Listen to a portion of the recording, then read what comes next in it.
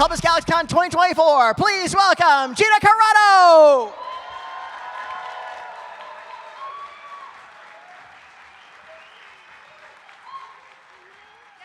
I get the big couch. I can just like. Yes, you can relax at your will. Hi, thank you. Oh my gosh, I know it's the end of the day, so I really appreciate you guys all being here.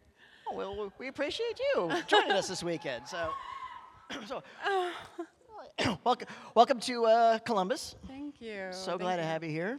Yeah, last time I was here, I went to the horse races, and then there was like this nude bicycle, like hundreds of people on bicycles that were going past my hotel, all nude.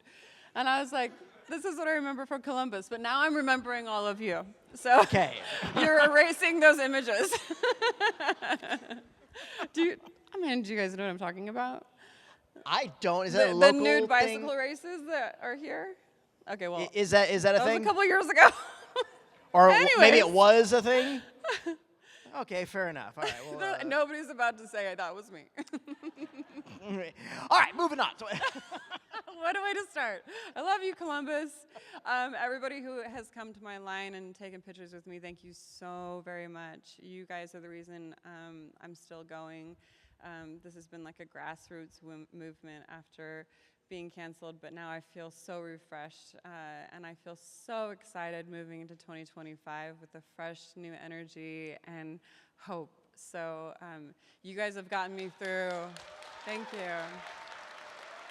But you guys have gotten me through the last couple years, along with God.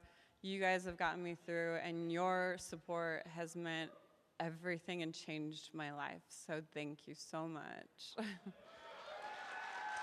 Sorry, I didn't mean to hijack you there. No. Look, as I said the first time we did this in Richmond last spring, It was so nice. we have your back. And we've always had your back. Thank you. And we will continue to have your back. Thank you. Absolutely. It's a way of the future. For those who haven't heard it, let's. I asked this a couple of these last time, but I'd love to hear the story. Let's just go into the origin story. What, how did you, in that first career, what drew you into martial arts? What drew me into martial arts was walking into, well, we were living kind of like a rough lifestyle of, just the rough lifestyle that you hit around 19 or sometimes earlier and goes into your 21s. I don't know if anybody knows about that style.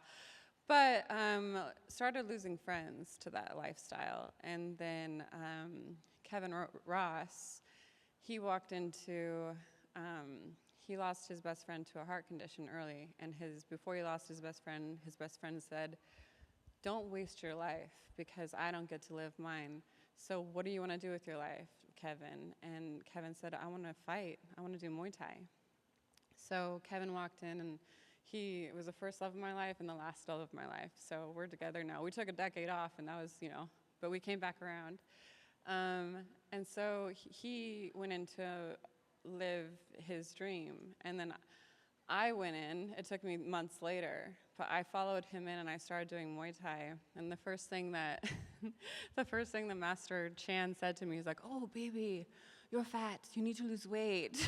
And I was like, okay. It's time to get back in the gym. But it was wonderful because he was saying out of this isn't a bad thing. He's like, you need to, get back in the gym. And I was like, all right. And then my fight career just took off. And so, yeah, it was just, I don't know, like I was born to fight. And that still stands true to this day, apparently. Oh. And what propelled your choice to pivot into acting? I didn't. I always thought, it's so strange, I thought if I'm ever going to get into Hollywood and act, it's going to be because somebody finds me. And that someone ended up being Steven Soderbergh.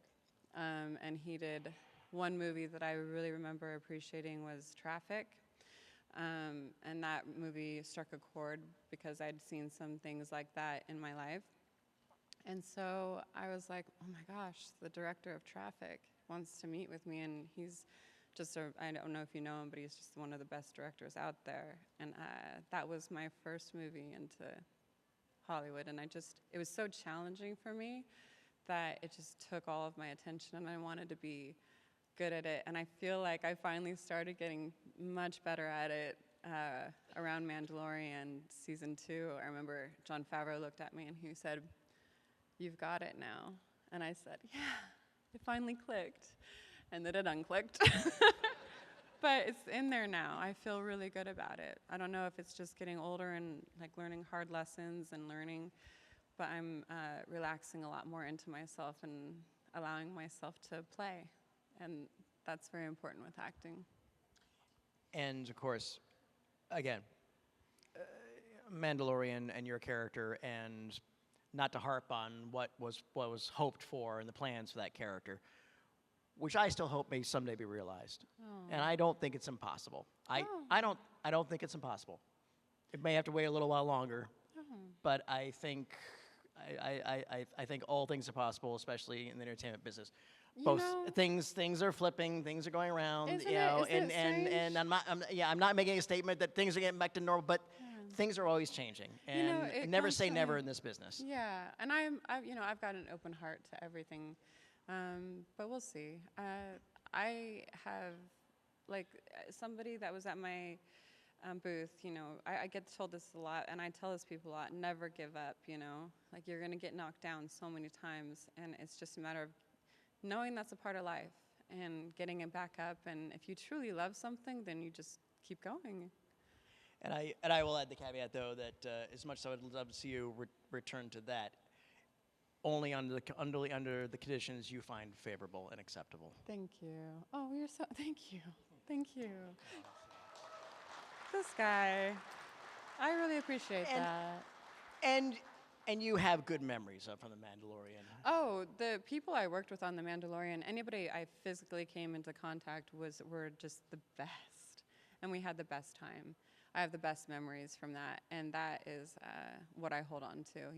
I believe every actor and actress I have now worked with on there, they've all reached out, and it's all been very pleasant. So it was a weird time, but that time has kind of come full circle now, and I think, people are learning how to have better conversations, and we're healing from a very rough 4 years, and I think we're going to all come out better for it, every side of the coin. You make a good point about conversations. And yes, and when we had our last conversation, somebody on your Twitter referred to me as like, I get that guy up there, he's a loony liberal, and everything else too. And the thing is, but the whole thing is that we lost the ability to have conversations on both sides. Yeah. And the tragedy, I think, too, is that everybody kind of has the best intentions. Yeah, and I know. I think that's the frustrating thing about all this. Right. And I'm not saying I want one side to win or another. I just want to get back to conversations and respect. Right. So basically, how do you learn unless you're talking to one another? And for a while, it's been like, don't talk to that side, don't talk to this side. And it's like, really, I find that most of the majority of people are right in the middle, just not allowed to speak to one another because of these. Like we became in the Bloods and the Crips there for a couple of years. Like, geez, oh goodness. So I feel like we learn a lot, and I do think that there needs to be accountability held where it needs to be held in positions of power. But as far as like people who didn't know or learning, or all of us, I think there's such forgiveness and healing that can happen deeply. I just want to watch good shows with lightsabers. Yeah, right? I know. And I just want to do good fight scenes, and they won't probably give me a lightsaber, so. But I can do other things. And you have absolutely done something. So what's something you've done recently that you've really enjoyed? Well, I'm creating. Yeah. And so I've gone through the process of writing a script or modifying a script. And then they liked what I wrote, and then it was like, okay, and then it's just kind of like learning the whole creative process of what goes on behind the scenes of actually getting a project to the point where you can get it off the ground. And it's a very complicated thing, but I feel like I found a little bit of a passion in writing, because it's hard to write for me, because I don't fit that average role of anything. But it's easy to write for me in my head, and maybe even my ultimate dream would to be to direct and to give the opportunity I was given to give that to another female and help her with all the lessons I learned and bring her up and make her a superstar. So that is kind of like, that's at the top of the goal, but I have a lot of climbing to do because I've been stuck in the mud for a couple of years, and now I feel unstuck. I feel like it's a matter of movement now. It's a matter of action and not just thinking and dreaming about it. It's a matter of doing. Well, we absolutely look forward to your future projects. And if I may, this story idea, is there a genre that you're willing to share? Well, there was something that we were playing with, but it's kind of opened up. I think that 2025 is going to be very shocking for some people, for me. Yeah. We look forward to it. It's All right, gonna we'll wait. I've kept it interesting this far. And you think it's not going to stay interesting, then you're out of your mind. Absolutely. I like to shock the system. Sounds good. All right, well, thank you for indulging What's in there? Oh, this is everybody asks a question gets a piece of candy. Oh, So that's so sweet. Well, you know. He said sold. Yes, I love answering your questions, so please come up and ask the questions. Well, this young one this young one right there has been starting us all off. And then, of course, whoever asks first gets 2 pieces of candy and everything else. It's okay. Don't worry about the light. Yeah, well, that's the way you can put you on camera. Oh, before I do this, though, as always, thank you. Thank you for coming on out and spending this time with your fans. And thank you for your talents, your professionalism, and all these performances that you've given in all these roles. It's been an absolute delight. Thank you. You're always so wonderful. I try. Nothing. All right. Ooh, oh. And my athletic, knees. apparently. Really. Hi, what's your name? Nathaniel, What do you want to know? what is your favorite episode of Mandalorian to act in? Oh, that's a good one. I would say, that's such a good question. I would say probably the last season of season 2, because it was there just was so much emotion in that scene and the final reveal. And it was just, there was real live, just energy in the room that just felt so special. It was a special moment to be a part of in the Star Wars universe. And so that had to be up there. But, little baby Grogu did choke me out literally twice. So I passed out twice, but in that, you remember when he chokes me? So I actually was hypervenilating and and then I passed out, and I remember Brendan Wayne, who's in the Mando suit at the time, he's like, Gina, are you okay? And I'm like, oh, I passed out. And I was like, sorry, I overacted on that one. And so then I did it again, and I was hyperventilating, and I went, and then I passed out again, and I was like, this little thing. I was like, okay, now I'm questioning this Force thing. So there's been very funny moments. What's your favorite episode? Personally, of Mandalorian, I think it's the last episode of the entire series. I really like the fight scenes. Oh. It was kind of shocking when the Darksaber was crushed by the hand of Moff Gideon. That's a good one. Well, great question, Sarah. Is that what you You're get awesome. too? Thank you. I think you wanted to What ask a that question brave earlier on the other panel. I soul. couldn't get to you, so you have a third one for that. I owe you that one. All right. So. His parents are going to kill you. Me too. So, hey, what's your name? Hi, I'm Jared. So I'm pretty sure my dad has a big crush on you. Don't tell my mom. And I was wondering if there are any. As you record this. This is for him. Mom doesn't have an X account. Well, that's the thing. He doesn't really frequent the internet much. So I was wondering if there are any, say, upcoming projects that you're involved in, especially action roles, or any maybe more obscure action roles that you would like to recommend to him. As I know he knows you from Deadpool and Mandalorian, but any of your really big favorite ones that you could recommend to him? Well, Haywire was my first, and there was things on that happened, but I learned from, but it was just such a visually beautiful movie, and some of my favorite fight scenes that I've ever done. But I would say the best is yet to come, because I've never been in charge of the creative part of anything, and now I am. And so I've seen how they go wrong, you know, with storytelling, and it's not always the actor's fault. It's the producers and like the director and like the lack of vision and the lack of passion. And so, you know, it gets pinned on these actors, and you're like, it's not their fault if like it doesn't work necessarily. I mean, so I think the best is yet to come, and I look forward to giving you guys something to root for. That's happening So in what 2025. what color is your lightsaber? I will give you something to root for. It's blue. All right, then you get a blue one. Yeah, I told you, I got to ride. Hi, what's your name? Eloise. Hi, it's so nice to meet you. By Nice the to way, meet you. I know that you both you have both male and female fans in the Star Wars community. But what does it mean to you to be such an inspirational female character for the females, the female Star Wars girlies in the Star Wars community? Because I know it means a lot to me. Oh, you know, it means so much because I grew up a tomboy, and I grew up not, you know, my two sisters are just were the beautiful ones, and I was kind of like the late bloomer, and always had this fight in me.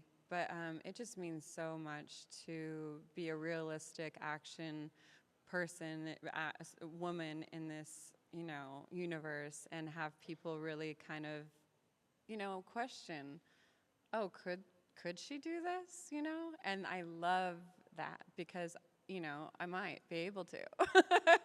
So I like to put that the realism into my action because it does you know, I'm not a 100-pound actress. You know, I'm somebody that, you know, if you get punched by, you might actually have a question of how hard that's going to hurt, and I like that. So I love representing strong women. I love representing, you know, curvy women and people that don't always have to look you know, I feel like people end up looking all the same, and we don't need that. We need people to just kind of, you know, beauty comes in all shapes and sizes, and so I just think that you want to be healthy, and I need to get more healthy. I lost 25 pounds in the last 4 months, by the way. Yeah. I know. I wore this skirt because it didn't fit before, and now it fits, and I'm like, oh, this is great. Now my clothes are fitting. And believe me, I have a size down for everywhere I want to go.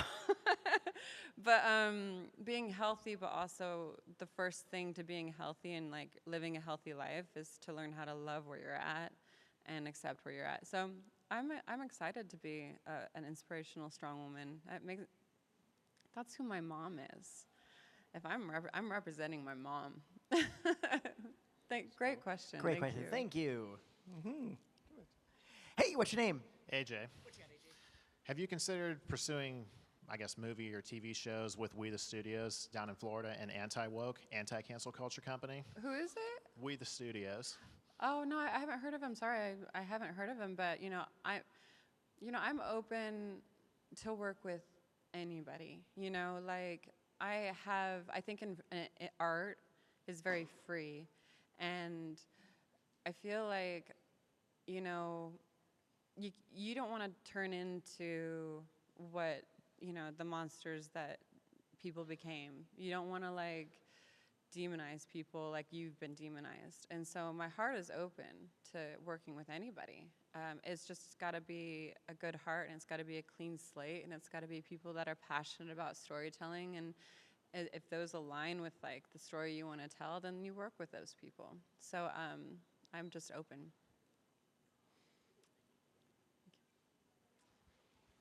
Hey, what's your name? Thomas. First of all, thank you for being one of the trailblazers for women's MMA. Thank you. As a massive fight fan. But also, why did the Rousey fight never happen? Oh, well, so the Rousey fight, There's always one. when she came 5 years after me, and I was the reason why she got into it, which she has said multiple times, which is such a compliment. I always wanted to be that one to break down that door, but she did, and I had the blessing of coming before her and getting paid much less. It's like, you know, somebody has to be the first person to go through the door, and I've been that person a lot in life, and I think that's a blessing because it really keeps your feet on the ground and it keeps you humbled. you might not see those paychecks or whatever, but you will be remembered as a person who had that impact to spark the brains that realized that this could be possible. And that sparked Ronda Rousey's brain. But to be honest, I mean, I don't consider myself old. So you never know. If I start getting more of this weight off, you just never know what's going to happen. Stay tuned. She's Stay pregnant tuned. right now, so I feel like we could both be in the shape by the end of the year. Hey, what's your name? Jason. What you got, Jason? Hey, so I met Gina earlier with the photo op, and it's so awesome to meet you in person. But I wanted to ask, that one of my favorite things that you did was called In the Blood, and I thought it was just a really great movie, and it was so impressive to me to see you get that emotion that you had with the late, great Treat Williams in those, and I was wondering what it took to get to that place to do that scene. That is such a beautiful question and so insightful, actually, because that was such a raw emotion that I got to at that point. It was really funny because, on these indie films, we just went into the hospital and they just asked one of the real nurses, right? Can you just be that person? And so she's like, okay. So, she didn't think she was going to have to do much. And then my grandfather was in the hospital at that time. And I was struggling because I wanted to get home for Christmas. And it just hit me, and I just kind of let it out in that scene.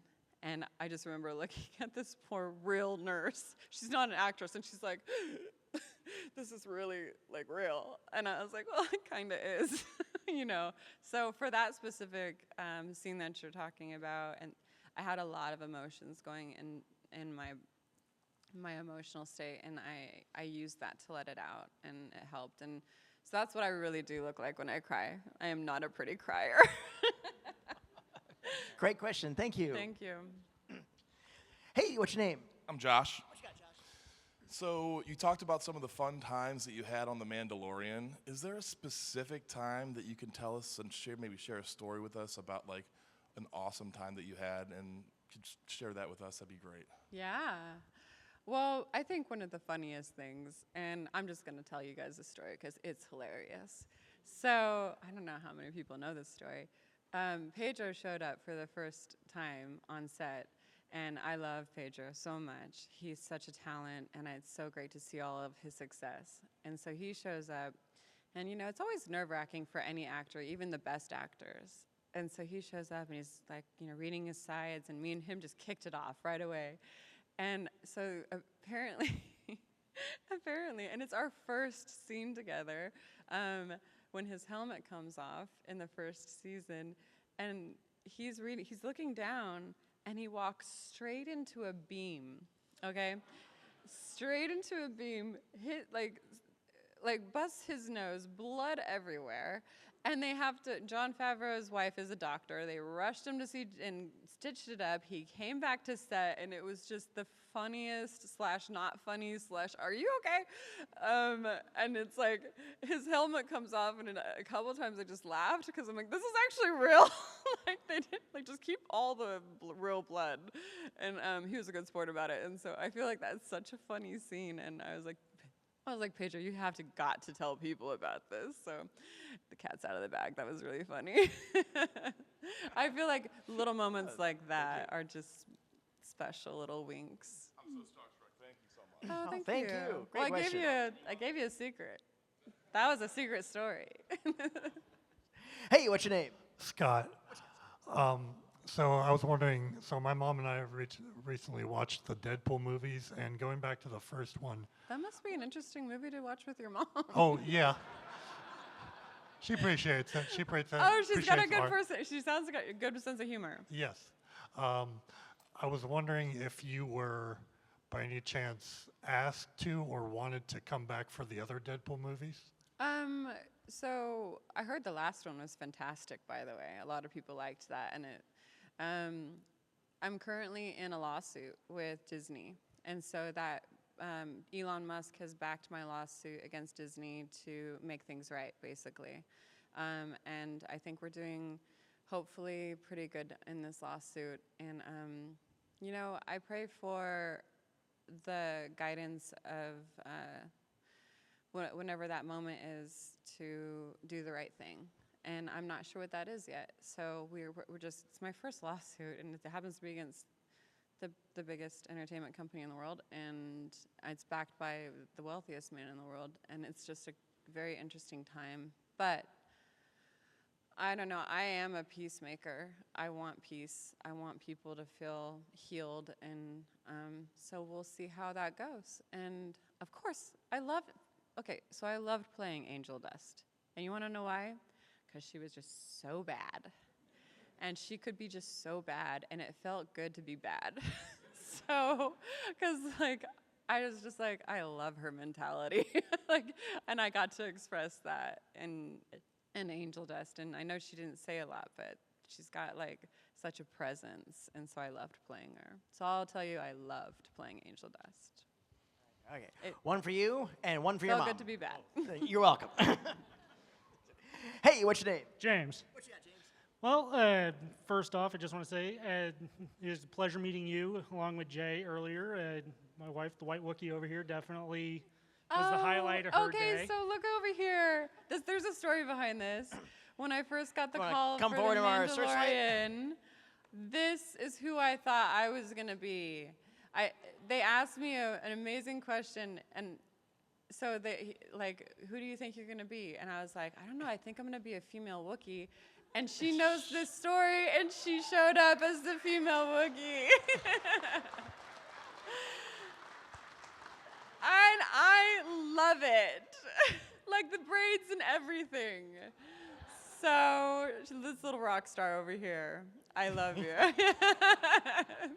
So this is who I thought I was gonna play in The Mandalorian once I got the call. Oh, wow. And they heard that story, so. Fantastic craftsmanship, by the way. It's amazing. Another round of applause for our almost Gina character Wookiee. So cool. Do you have a question? Actually, yeah. First and foremost, I just want to say, earlier, as I said, met you and Jay. As a longtime fan, both of your fighting career as well as your acting career, just know that all of us in the Midnight's Edge community, we still stand strong with you. Thank you. We strongly believe you are the pillar that made Star Wars crumble. Oh. As Andre himself would put it, you were the load-bearing pillar. So just know we got your back. Thank you. 100%. As far as he would say, "You were the pillar." in about as bad in his native accent. Yeah, and about as bad a Norwegian as you can get, really. Well, I appreciate the support. Here you go. One for you and one for the Wookiee. I actually did have one question. Thank you. Oh, he got kicked out. Thank you for your support. Absolutely. Hey, what's your name? Junda. What you got? So I've been following you since your fighting career, and you are such an inspiration to women, first of all. Thank you. But I had a question. You fought Elaine Maxwell, and you won by a unanimous decision the first time. Mm-hmm. How did you feel the second time winning the second fight when you fought her?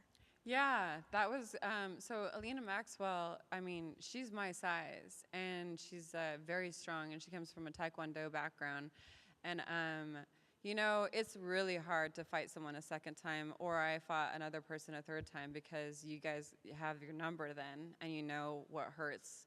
And so it was just amazing, because all the fights that I've fought people twice, it's like I learn from, and I know what their number is. And so I had her number in that second one. I got in some bad situations on the ground because my ground game hadn't been where it needed to be, but I scrambled out of them and ended up on top, and it was such a cool.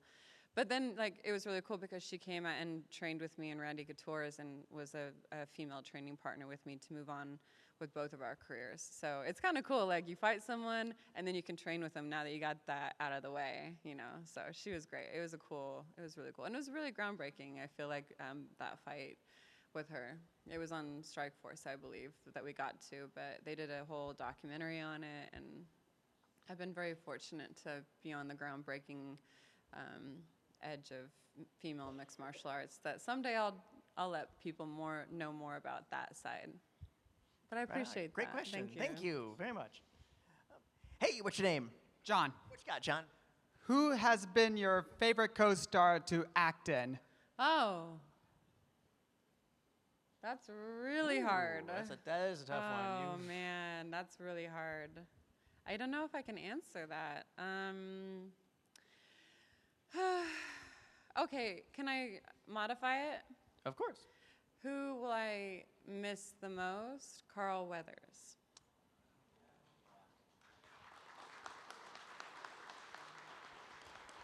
You know, you just don't know what's going to happen in life, and I always wanted to like go back to Carl with it and have him direct one of my movies when I made my comeback, and we always had such a good interaction and respect for each other. He used to be an athlete, I was an athlete, and so it's really hard because you meet so many lovely people, and I've met so many lovely people that I've acted with, but Carl Weathers is who I'll miss. Great question. Tell you, we got a few minutes left, but we only got 4 people. So I'll tell you what, let's do a lightning round. Let's see if we can get all these folks taken care of. I'll start from the back right here. So, okay, ready, set, my eyes real quick. What's your name, what's your question, and we'll get everybody in. All right, and what's your name, what's your question? I'm Danielle, and I was just wondering how you stay motivated to stay fit and eat right, and what works for you. Oh, well, that's been a challenge because I like half my family's Italian and the other half come from Southern Fried Chicken. So, I mean, there's 4 different breads on the table. I'm like, why does this happen? And like cutting weight was the worst. I think that first and foremost, you have to look at your body and health as like a 3-level thing, and that's spiritual, mental, and physical. And once you start respecting yourself on those 3 levels, I think things start to synergize and I am actually just getting back into shape. So I've been all over the board and just been like, oh man, you hit a place where you need to just love yourself on those 3 levels and get those things working together. That's important. And a lot of prayer. I pray to Jesus every morning, help me heal my body.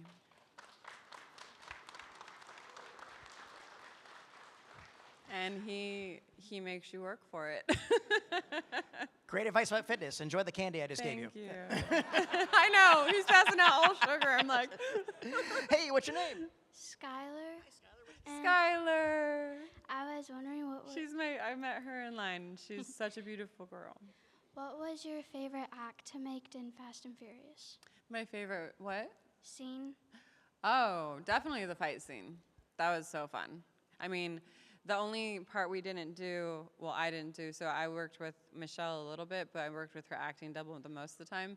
The only part in that movie that I didn't do was the stair fall, which these 2 French stunt women did repeatedly.